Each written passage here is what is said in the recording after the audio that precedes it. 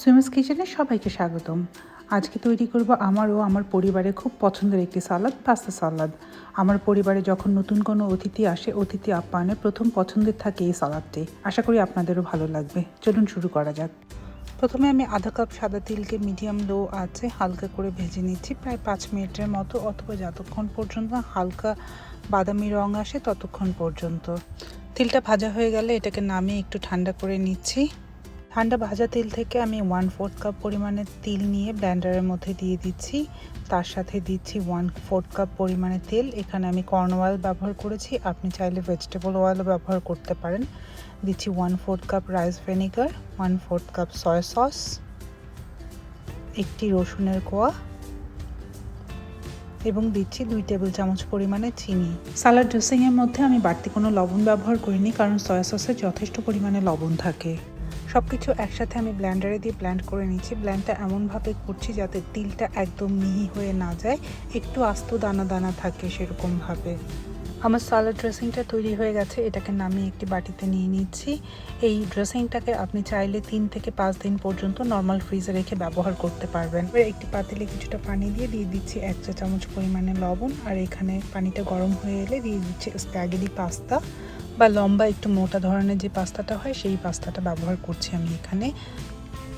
প্যাকেটের নিয়ম অনুযায়ী পাস্তাটাকে রান্না করে এবারে ঠান্ডা পানি দিয়ে ধুয়ে পানি ঝরিয়ে পাস্তাটাকে ঠান্ডা করে নিচ্ছি।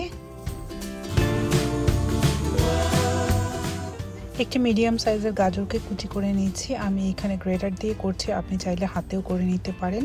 মিডিয়াম সাইজের লাল পেঁয়াজ থেকে 4 ভাগের 1 ভাগ পেঁয়াজ নিয়ে মিহি কুচি করে নিচ্ছি। আমার চ্যানেলে এরকম আরও অনেক রেসিপি রয়েছে। আমার রেসিপিগুলো যদি আপনাদের ভালো লাগে তাহলে আমার চ্যানেলটিকে লাইক, শেয়ার এবং সাবস্ক্রাইব করবেন।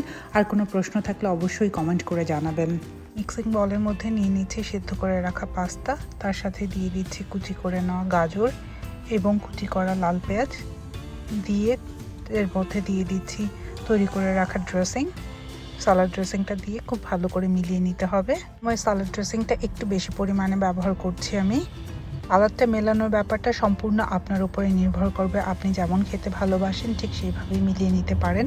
এবারে পাস্তার মিশ্রণের সাথে দিয়ে দিচ্ছি স্প্রিং মিক্স। আমি এখানে স্প্রিং মিক্স ব্যবহার করেছি, আপনি চাইলে আপনার পছন্দ মতো যে কোনো টাইপের গ্রিন ব্যবহার করতে পারেন। এবার সব কিছু দিয়ে খুব ভালো করে মিলিয়ে নিচ্ছি। সালাড ড্রেসিং আর স্প্রিং মিক্স একসাথে কিছুটা মিলিয়ে নেবার পরে স্প্রিং মিক্সগুলো কিছুটা চুপসে আসে, এই জন্য আমি পরে আরও কিছুটা স্প্রিং মিক্স মিলিয়ে দিচ্ছি। আপনি চাইলে বড় একটা বলে একসাথেই করে নিতে পারেন এই কাজটা। সব শেষে দিয়ে দিচ্ছি কিছুটা চিলি ফ্লেক্স। এটা সম্পূর্ণ অপশনাল, আপনি পছন্দ করলে ব্যবহার করতে পারেন। ব্যাস তৈরি হয়ে গেল আমার ভীষণ মজাদার পাস্তা সালাদ। আশা করি আমার এই রেসিপিটি আপনাদের ভালো লাগবে। প্রতি বৃহস্পতিবারে আমি আমার চ্যানেলে নতুন রেসিপি আপলোড করে থাকি। আশা করি আমার সাথেই থাকবেন।